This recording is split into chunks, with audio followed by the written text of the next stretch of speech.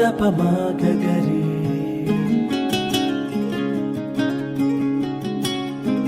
సపపపపపప మపదాదపమాగరి సరిరి పప పదద సరిదా పాప సరిరి పప పదద సరిదా పాప గరి స సరిరి ప tom tom tom dum daranana tom tom tom dum daranana tom tom tom dum daranana tom tom tom tom tom tom dum daranana tom tom tom dum daranana tom tom tom dum daranana tom tom tom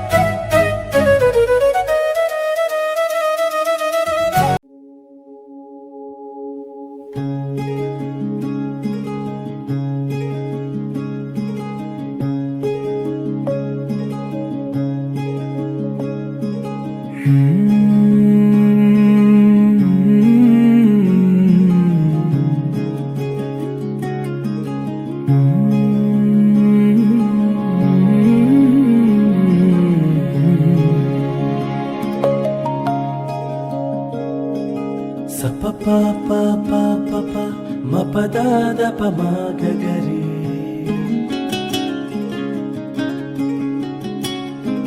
సపపపపప మపదాదపమాగరి సరిరి పప పదద సరిదా పాప సరిరి పప పదద సరిదా పాప దస సారి సదనిద పప దస సారి సదనిద పప గరి స సరిరి ప tom tom tom dum daranana tom tom tom dum daranana paper మీద రాసుకోండి. మాకు ఉన్నదే ఒక్కతే తీట అంత పోటీ పోబడుతుంది. ముంచావు గించావు అని పిచ్చివాగుడు వాగితే చెప్పు తెగుద్ది. అగడ పడినట్టు పాయ. ఇంటే ఇన్నడులే ఇంకొకసారి నాకు సిగ్గప్తుంది. అరే నేను మాట్లాడతా ఇయ్యం కుంతోని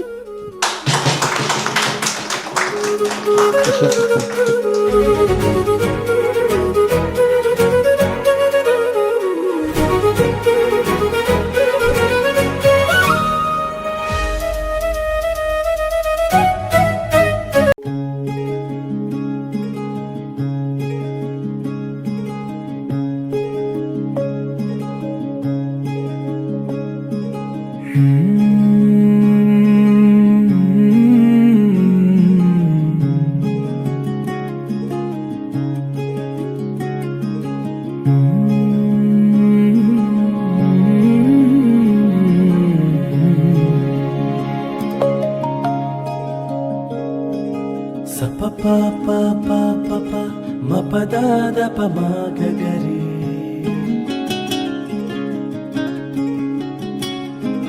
సపపపపప మపదాదపమాగరి సరిరి పప పదద సరిదా పాప సరిరి పప పదద సరిదా పాప దస సారి సదనిద పప దస సారి సదనిద పప గరి స కెమెరా తీసుకోవచ్చు. So far kids and we also works. All the best. tom tom tom tom dum da na na tom tom tom dum da na na tom tom tom dum da na na tom tom tom tom tom tom dum da na na tom tom tom dum da na na tom tom tom dum da na na tom tom tom.